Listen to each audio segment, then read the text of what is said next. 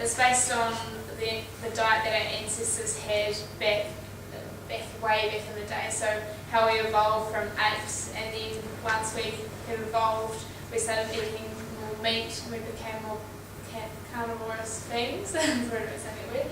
And so when we ate more meat, our brains began to develop, and it was pretty much based on meats and fruits and vegetables, but we'll get onto that a bit later. And this was pre-agricultural times, so before we had crops and before we had dairy industries and things like that. And the theory is that they were quite fit and healthy, so if we go back to that sort of diet, then maybe we'll be fit and healthy as well. Has everyone heard of the Paleo Diet? Not until I reach a session 3. Right. And if anyone, I've got most of my research from this book here, it's quite good. So if you were looking to go into a bit more, you can have a read. So this is what the Paleo Diet includes. It's based on fruits and vegetables and as much as you can eat pretty much. There's some interesting parts I will mention now that I'm from a nutrition, real research, modern sort of background at the moment, so we don't get taught through our course these sorts of special diets. So I've taken that knowledge whilst reading this book and the current research on it, and I will give you some of my opinions as well as a nutritionist, and I'll also give you their opinion and the arguments to both sides of the story. So you are free to make up your mind for yourself. And also, I'm not recommending this diet, that everyone should go onto it. It is a personal choice at the end of the day. So fruits and vegetables, and the different types. So obviously fresh is a go from both sides of the argument. Juice, they say, is fine. And in terms of what else you're going to be eating, I think juice is probably fine as well. Although for the healthy guidelines, it's seen as in moderation sort of a food. For athletes, it's not such a good. Canned fruits, they steer away from, because obviously it's more processed, having to be cut, canned, and it depends what it's sitting in. So if it's in syrup, then it's refined sort of sugar food, so that's not considered paleo because it's too modern. But in my opinion, these days, busy people, and also canned fruit's quite easy to take places. So if you're able to get sort of the lightest syrup varieties or the ones that are just in juice, then in my opinion that would probably still be following your principles. Dry fruit, they say occasionally because it's condensed, but it would depend on, we'll come to that one later. And frozen fruits and vegetables, they say no because of the processing, but I say that once frozen vegetables are pretty much taken off the vine and stand frozen, so all the nutrients are retained, and this has been tested, so I say that frozen vegetables in New Zealand would be fine. And they go by the lean unprocessed meats, and of course from a healthy perspective that's good as well, healthy nutrition. So trimming the fat off the meat and avoiding foods like sausages and the ones that have got sort of processing, they have undergone processing, so including salt and things like that. That includes deli meats such as ham. Those ones are considered processed. Fresh seafood and fish are considered very good on both sides. Nuts and seeds, it includes eggs with a bit of a limit. Some books and some research has a limit on eggs because they have a higher proportion of saturated fat. Fresh herbs and some oils, so canola oil is an example, which is readily used.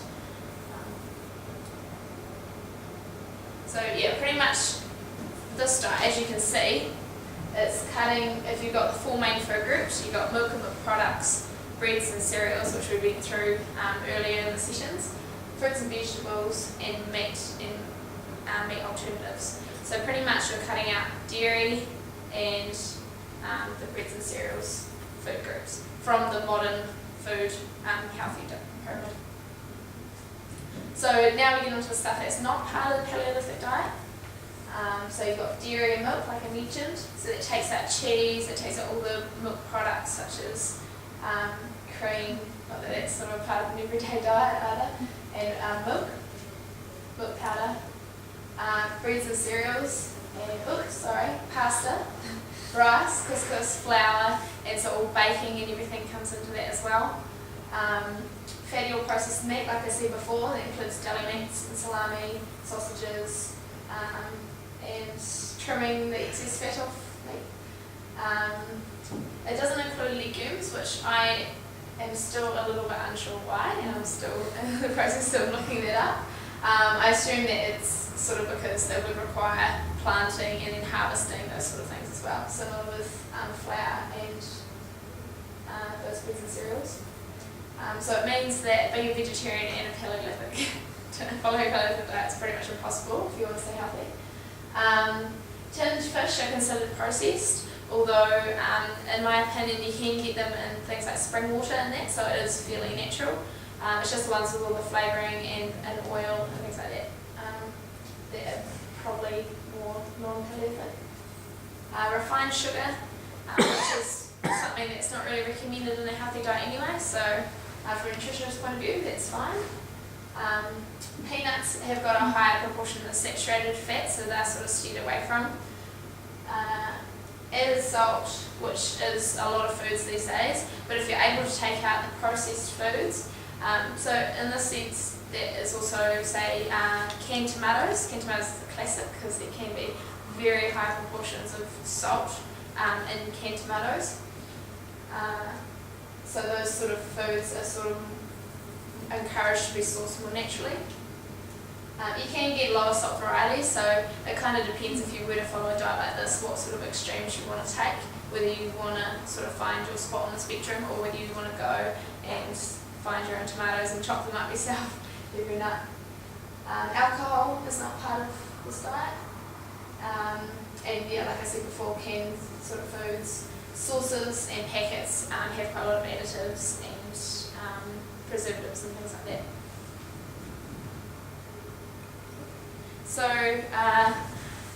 what does this mean for athletes? Well, a couple of sessions ago I drilled into the importance of having carbohydrate before exercise and during exercise, after exercise. So if you came to those sessions, then you'll know the importance of it. If not, carbohydrate is important before, during and after exercise to replenish the muscle glycogen, which is the energy that you use, especially during high intensity sort of exercise. So the book that I showed you before, there's two people, two fairly expert in their field, got together and they said, well, how can we adapt this to athletes?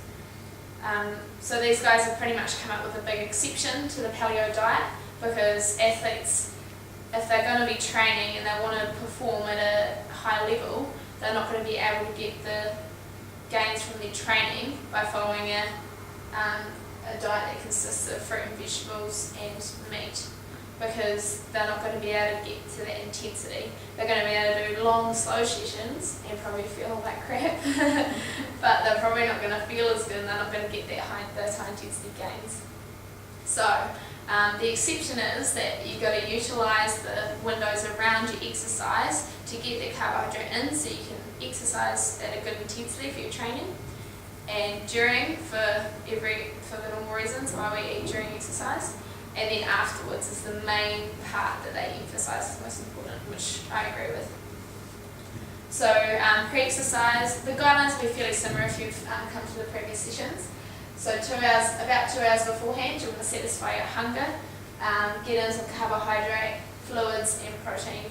The protein's a different one. We generally recommend large amounts of protein beforehand, but these guys are a bit more pro-protein beforehand. So some of the examples that they had to go along with sort of the paleo principles was fruit but in a more condensed form, so that's things like apple puree and dried fruit and juices and things like that, so you have a more condensed carbohydrate but it's still from a fruit source, and plus a protein source, so meat or eggs, and they mentioned protein powder, which I'll get to a bit later on in the controversies. So this is before exercise. During exercise, They suggest things like gels and sports drinks, so that's pretty similar. After exercise, this is in the 30-minute window, which is the time when your body's going to be able to replenish the muscle glycogen and your muscles after the exercise a lot quicker. So this is the best time to eat in any circumstance.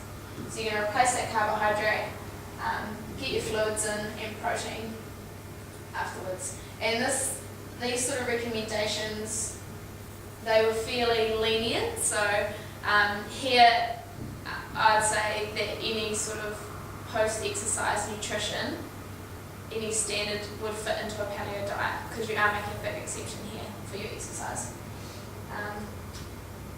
And the one extra thing that they had was to reduce the acidity that's built up after exercise, and they think that both fruits and vegetables have a base component to them. So by eating fruits and vegetables after exercise, and this is how you reduce your acidity. And stage 4 is sort of in that later stage, so 2 to 3 hours after exercise. And they still recommend carbohydrate from sort of more natural sources now. So potatoes, yams, kumara, dried fruit. Corn's got quite a hard carbohydrate in it. And then the usual breads and cereals, juice, and fruit and vegetables, and then protein. So that's pretty similar to your post-exercise meal, your dinner or your lunch. So if you think about within a day, this is one of the things I found quite interesting, was that if you're going to do a hard exercise in the morning, then you're going to have to be making these exceptions. And then by the time it gets to lunch, you might sort of have a few paleo meals and snacks. And then if you're going to exercise again in the afternoon, I found it quite interesting that it's probably going to be, you're going to be having quite regular carbohydrate anyway. That's my opinion. Thanks for those photos. So they do offer some advice around periodization as well, but I won't go into that too much tonight.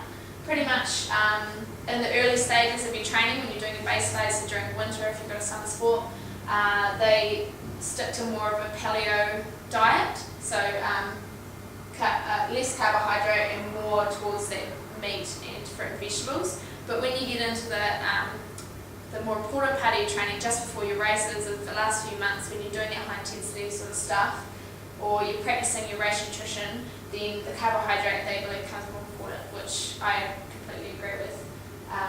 And then so you're more towards one of those modern healthy diets, so lean meats, fruit, vegetables anyway, but you're going to need more of those sort of grains within your day. So here are the controversies, and feel free to bring any more up. This is my opinion versus research, and research versus other research as well. So like I said before, you're eliminating 2 food groups from what's considered modern healthy diet, and 1 macronutrient. So macronutrient is carbohydrate.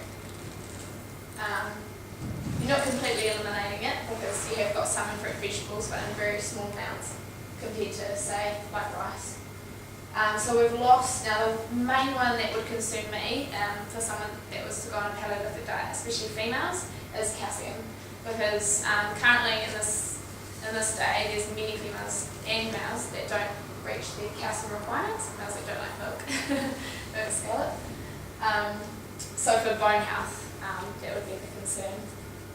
Carbohydrate, just around, that's the glucose that we use for exercise. And also one of the interesting things, and they did bring it up in the book, and they do bring it up in most research, is that our ancestors really lived past their 40s. So many still lived to about 35 years of age. And the reasons are obvious, because they had no vaccines, the high infections, injuries, illnesses. They were probably killed by wild beasts out running around and things like that. So there's many things that got to them first, shall we say. Whereas these days we've got all the things to prevent that, and we live in a fairly safe society. But there are other things out there, such as cardiovascular disease and kidney failure, that we do need to worry about. And there can't be research because they died too early.